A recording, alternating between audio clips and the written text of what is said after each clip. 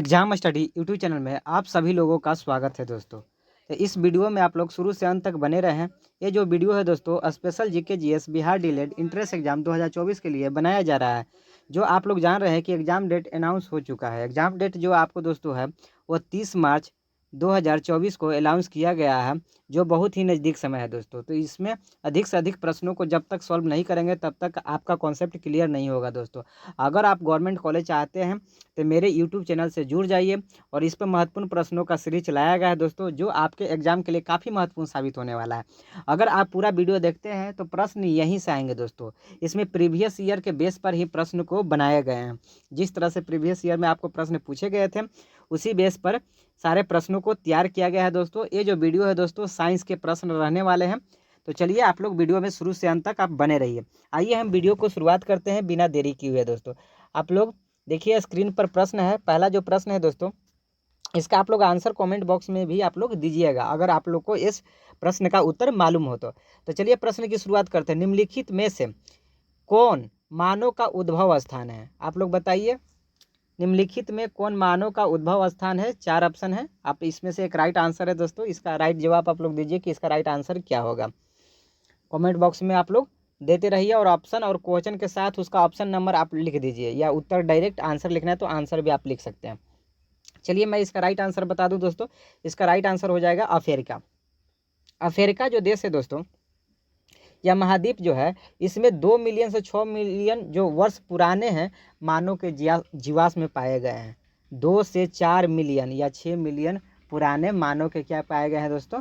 जीवाश्म पाए गए हैं, याद रखिएगा। अब आइए अगले प्रश्न की ओर आते हैं। अगला जो प्रश्न है दोस्तों कि एक पारा बैरोमीटर में यदि पारा युक्त ट्यूब उठी हुई हो तो क्या, इससे क्या पता चलता है अगर उठी हुई हो तो? बताइए इसका राइट आंसर क्या होगा दोस्तों। इसका राइट आंसर होगा दोस्तों पारा स्तंभ का ऊर्ध्वाधर ऊंचाई क्या होगा? घटेगा। इस स्थिति में क्या होगा? पारा स्तंभ की ऊर्ध्वाधर जो ऊंचाई है वो क्या होगा आपका दोस्तों? घटेगा, याद रखिएगा। अब आइए अगले प्रश्न की ओर आते हैं। अगला जो प्रश्न है दोस्तों कि निम्नलिखित में से कौन त्वरण का मात्रक नहीं हो सकता है? बताइए निम्नलिखित में से कौन त्वरण का मात्रक नहीं हो सकता है? यहाँ दिया है ऑप्शन, आप देख सकते हैं 4 ऑप्शन दिए गए हैं। इसमें से राइट आंसर कौन सा होगा जिसमें त्वरण का मात्रक नहीं है? त्वरण का फॉर्मूला क्या होता है दोस्तों? आप जानते हैं, आप एक्सेलरेशन इक्वल टू जानते हैं dv/dt होता है। यह फार्मूला अच्छे तरह से याद होगा और इसी फार्मूला से हम लोग क्या करते हैं, इसका मात्रक निकाल लेते हैं। आप जानते होंगे कि जो वेग होता है, वेग का जो मात्रक होता है दोस्तों वो मीटर पर सेकेंड होता है, और टाइम का भी मात्रक क्या होता है? सेकेंड होता है। तो यहाँ से आ जाएगा मात्रक मीटर पर सेकेंड स्क्वायर। तो मीटर पर सेकेंड स्क्वायर तो इसका मात्रक है, और किलोमीटर पर सेकेंड स्क्वायर भी त्वरण का मात्रक है दोस्तों। भले ऐसा ही मात्रक नहीं हो लेकिन मात्रक है। और सेंटीमीटर पर सेकेंड स्क्वायर भी त्वरण का मात्रक है, और मीटर पर सेकेंड स्क्वायर तो ऐसा ही मात्रक है। बट आपका किलोमीटर पर सेकेंड ये त्वरण का मात्रक नहीं हो सकता है, ये आपका गति का मात्रक है दोस्तों। किसका मात्रक है? गति का मात्रक है। तो ये राइट आंसर हो जाएगा ऑप्शन नंबर सी, किलोमीटर पर सेकेंड। अब आइए अगले प्रश्न की ओर आते हैं दोस्तों। अगला जो प्रश्न है 4 जो प्रश्न है कि निम्नलिखित में से सही रासायनिक सूत्र कौन सा है? रासायनिक सूत्र, सही रासायनिक सूत्र का नाम बताना है दोस्तों, किसमें से कौन है। तो अगर सही रासायनिक सूत्र की अगर बात किया जाए तो इसका सही रासायनिक सूत्र है आपका option number C, magnesium chloride. Magnesium chloride is the right answer. बाकी आपका जो कैल्शियम दिया हुआ है क्लोराइड, ये सही सूत्र नहीं है। इसका हो जाएगा CaCl2 is the right answer. उसी तरह से ऑप्शन नंबर जो बी दिया गया है ये भी आपका गलत है। इसमें होगा Na2SO4, ये आपका सही सूत्र होगा। इसी तरह से कैल्शियम हाइड्रोक्साइड दिया है, ये भी गलत है दोस्तों। इसका होगा कैल्शियम OH का होल 2 होगा। तो ये आपका कैल्शियम हाइड्रोक्साइड का राइट सूत्र हो जाएगा। तो इसका राइट आंसर क्या हो जाएगा? Option number C, magnesium chloride MgCl2। अब आइए अगले प्रश्न की ओर आते हैं। अगला जो प्रश्न है कि जैविक खेती जो होता है वो मुख्य सिद्धांत है। 4 ऑप्शन दिए गए हैं, फसल चक्र, मिश्रित कृषि, कार्बनिक कृषि या उपयुक्त में से सभी। तो इसका राइट आंसर हो जाएगा दोस्तों उपयुक्त में से सभी। अगर आपको जैविक खेती करना है तो फसल चक्र को भी अपनाना पड़ेगा। फसल चक्र करने का मतलब एक ही खेत में एक ही पौधों को बार बार नहीं उगाना दोस्तों, बदल बदल के पौधों को उगाने को ही क्या कहा जाता है? फसल चक्रण कहा जाता है। मिश्रित खेती में आता है बहुत सारे पौधों को एक ही खेत में उगाने को मिश्रित खेती कहा जाता है। फिर कार्बनिक चक्रणों का इस्तेमाल करना होगा। तो ये तीनों हो जाएगा उपयुक्त में से सभी, इसका क्या हो जाएगा, राइट आंसर हो जाएगा। अब आइए अगले प्रश्न की ओर आते हैं। अगला जो प्रश्न है कि पृथ्वी की सतह द्वारा प्रति वर्ग किलोमीटर प्रति सेकंड ग्रहण किए गए सौर ऊर्जा का मान होता है, क्या होता है, कितना होता है, आप लोग को राइट आंसर देना है। 4 ऑप्शन दिए गए हैं दोस्तों, इसका राइट आंसर आप लोग बताइए कि इसका राइट आंसर क्या होगा। अगर इसका राइट आंसर की बात किया जाए दोस्तों, तो इसका राइट आंसर हो जाएगा option number B, 1.36 kg joule पर सेकेंड, याद रखिएगा। अब आइए अगले प्रश्न की ओर आते हैं। अगला जो प्रश्न है दोस्तों कि त्रिज्या जो है आर त्रिज्या वाला पृथ्वी के केंद्र पर किसी वस्तु का वजन क्या होगा। अब पृथ्वी है दोस्तों और उस पर किसी वस्तु का केंद्र पर कह रहा है, केंद्र मान लीजिए, तो केंद्र पर आप जानते हैं कि स्मॉल जी का जो वैल्यू होता है वो क्या होता है दोस्तों, 0 होता है। और भार बराबर फॉर्मूला क्या होता है, आप जानते हैं कि भार इक्वल टू माने वेट इक्वल टू क्या होता है, mg। तो मान लीजिए किसी वस्तु का भार m है, m ग्राम। अब मान लीजिए कि उसका केंद्र पर निकालना है, तो जी का वैल्यू कितना होता है, केंद्र पर 0 होता है, अर्थात m में 0 से इंटू करेंगे तो 0 ही हो जाएगा, 0 हो जाएगा। तो आर त्रिज्या वाले पृथ्वी के केंद्र पर किसी वस्तु का भार क्या हो जाएगा, 0 हो जाएगा। ऑप्शन नंबर सी इसका हो जाएगा दोस्तों, क्या हो जाएगा, 0, माने जिसका 0 हो जाएगा वैल्यू। वजन पृथ्वी के केंद्र पर किसी वस्तु का वजन कितना भी भारी क्यों ना हो उसका 0 होता है मान।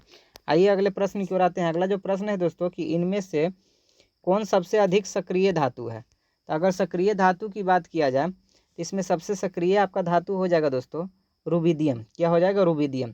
रुबिडियम के बाद आपका सक्रिय धातु हो जाएगा पोटेशियम, पोटेशियम के बाद आपका हो जाएगा सोडियम, सोडियम के बाद क्या हो जाएगा, लिथियम। तो इसका सीरीज चलेगा, सबसे ज़्यादा अगर सक्रिय धातु है तो रुबिडियम है, उसके बाद पोटेशियम है, उसके बाद आपका सोडियम है, उसके बाद लिथियम है दोस्तों, याद रखिएगा। ये भी आप बातें याद रखिएगा, पूछ लिया जाता है। चलिए अगले प्रश्न के बताने से पहले वीडियो को आप लोग लाइक कर दीजिए, चैनल को सब्सक्राइब कर दीजिए और अपने दोस्तों के बीच शेयर कर दीजिए, और कमेंट बॉक्स में कमेंट भी आप लोग प्रश्नों का आंसर देते रहिए दोस्तों। तो चलिए अब अगले प्रश्न की ओर आते हैं। अगला जो प्रश्न है दोस्तों कि सल्फ्यूरस अम्ल का रासायनिक सूत्र क्या होगा। अगर सल्फ्यूरस अम्ल के रासायनिक सूत्र की बात किया जाए तो इसका राइट आंसर क्या होगा दोस्तों, आप लोग बताइए। तो इसका राइट आंसर हो जाएगा H2SO3, H2SO3 इसका राइट आंसर हो जाएगा, जो आपका सल्फ्यूरस अम्ल का रासायनिक सूत्र है। उसी तरह से H2SO4 सल्फ्यूरिक अम्ल का रासायनिक सूत्र है दोस्तों, ये भी बातें आप याद रखिएगा। अब आइए अगले प्रश्न की ओर आते हैं। अगला जो प्रश्न है दोस्तों कि प्रोकैरियोटिक जीनोम में होता है, क्या होता है।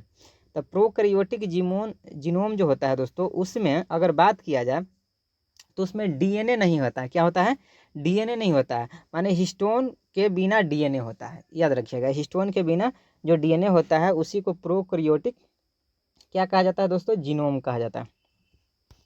चलिए अगले प्रश्न की ओर आते हैं। अगला जो प्रश्न है दोस्तों कि रिक्तिका को घेरने वाली जो झिल्ली है उसे क्या कहते हैं। तो रिक्तिका के जो घेरने वाली जो झिल्ली है उस झिल्ली को कहा जाता है दोस्तों टोनोप्लास्ट, क्या कहा जाता है, टोनोप्लास्ट कहा जाता है।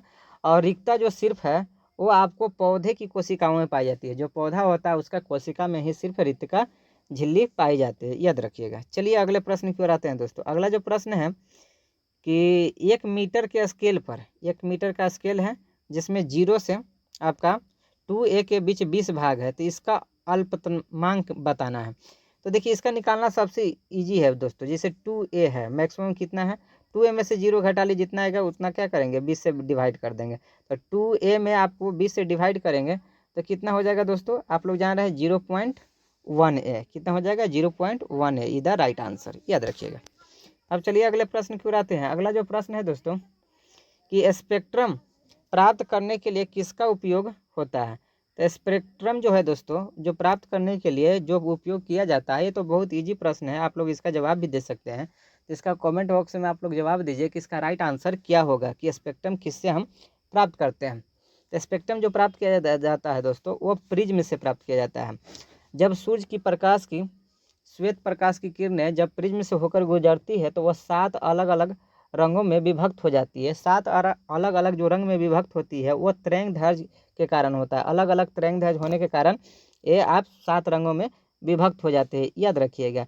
ये 7 जो रंग है दोस्तों, इसमें सबसे कम अगर विचलन किसी रंग का होता है तो वो लाल रंग का होता है, और सबसे अधिक जो विचलन होता है वो बैगनी, बैगनी कलर का होता है। ये बातें भी आप साथ में याद रखिएगा।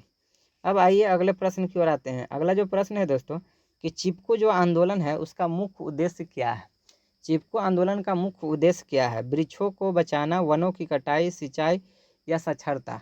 तो इसका राइट आंसर हो जाएगा दोस्तों ऑप्शन नंबर ए, वृक्षों को बचाना ही आपका चिपको आंदोलन का मुख्य उद्देश्य है। और चिपको जो आंदोलन है ये दोस्तों 1973 ईस्वी, कब 1973 ईस्वी, ये उत्तराखंड के हिमालय क्षेत्र से शुरू हुआ।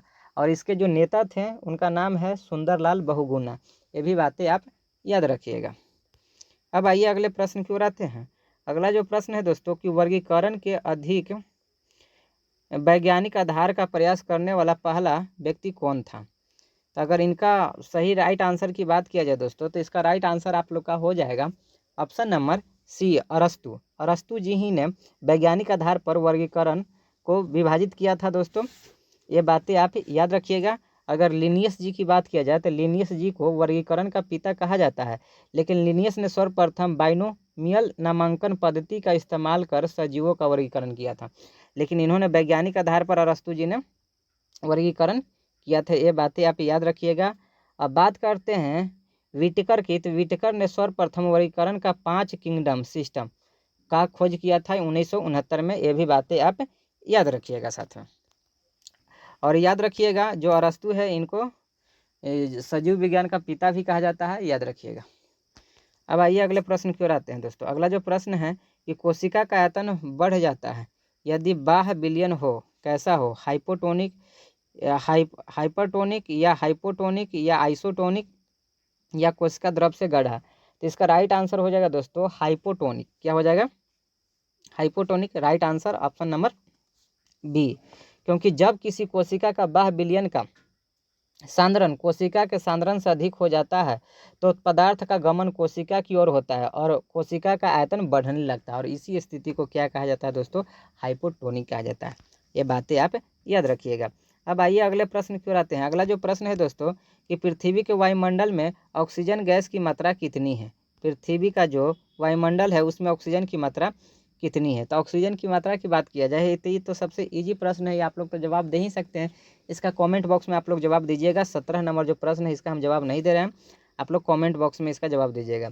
अगर बात किया जाए नाइट्रोजन की मात्रा, तो नाइट्रोजन जो है वायुमंडल में 78% है दोस्तों। और कार्बन डाइऑक्साइड की अगर मात्रा की बात किया जाए CO2 कितना प्रतिशत है, तो CO2 जो है दोस्तों 0.03% है। ये भी बातें आप याद रखिएगा। अब आइए अगले प्रश्न की ओर आते हैं। अगला जो प्रश्न है दोस्तों कि 100 वाट का विद्युत बल्ब 250 वोल्ट के विद्युत मेन से जोड़ा जाता है तो बल्ब से प्रवाहित धारा का मान होगा। तो देखिए प्रवाहित धारा का मान निकालना है। सबसे पहले आपका क्या दिया है, पावर दिया है, P = कितना दिया है, 100 वाट। ठीक, आपका वोल्ट भी दे दिया है दोस्तों, वोल्ट कितना दिया है, 250 वोल्ट दे दिया। ठीक, अब निकालना है आपको करंट I का मान। तो P फार्मूला होता है VI। क्या होता है, VI। यहाँ से I का वैल्यू निकाल सकते हैं। I बराबर क्या हो जाएगा, P/V। P का वैल्यू कितना है दोस्तों, 100, तो 100 हो जाएगा। अब V का वैल्यू कितना है, 250, तो 250। और यहाँ से आप डिवाइड करेंगे 100 में 250 में 100 से, तो इस तरह से आपका डिविएशन जो होगा वो आ जाएगा 0.4 एम्पियर। कितना आएगा, जानते हैं कि करंट का SI मात्रा क्या होता है, एम्पियर होता है, तो 0.4 आ जाएगा। समझे दोस्तों। तो यहाँ से इसका राइट आंसर आप ऐसे निकाल सकते हैं। अब आइए अगले प्रश्न की ओर आते हैं। अगला जो प्रश्न है कि निम्नलिखित में से कौन सी जड़ें श्वसन जड़ें हैं। तो श्वसन जड़ें की अगर बात किया जाए तो इसका राइट आंसर हो जाएगा दोस्तों ऑप्शन नंबर आपका D is the right answer. Option number निमिटोफोरस जो है आपका जड़ें श्वसन जड़ें में आता है, याद रखिएगा। ये जो जड़ होता है दोस्तों ये आपका मॉडिफाइड जड़ है। किस तरह का जड़ है दोस्तों, मॉडिफाइड जड़ है। जैसे आपका मैंग्रोव रोजीफेरा में इस प्रकार की जड़ें पाई जाती है। ये भी बातें आप याद रखिएगा। और इनमें जड़ें जमीन से ऊपर एक शंकु आकार में बाहर आते हैं, शंकु के आकार में बाहर आते हैं, याद रखिएगा। आइए अगले प्रश्न को आते हैं। अगला जो प्रश्न है दोस्तों कि निम्नलिखित में से कौन मोनो कार्बोक्सिलिक अम्ल का उदाहरण है।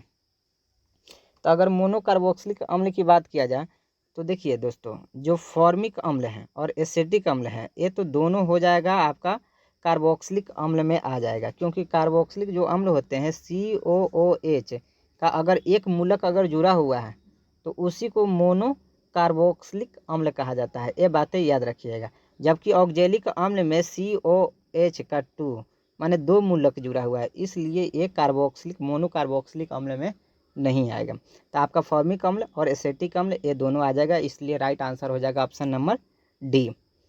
तो इस तरह के आप कुछ महत्वपूर्ण प्रश्नों को आप लोगों ने देखा दोस्तों। तो अगर वीडियो ये अच्छा लगा है तो चैनल को सब्सक्राइब जरूर करें, कमेंट बॉक्स में कमेंट कीजिए और दोस्तों को भी शेयर कीजिए। तब तक के लिए थैंक यू। जय हिंद, वंदे मातरम दोस्तों।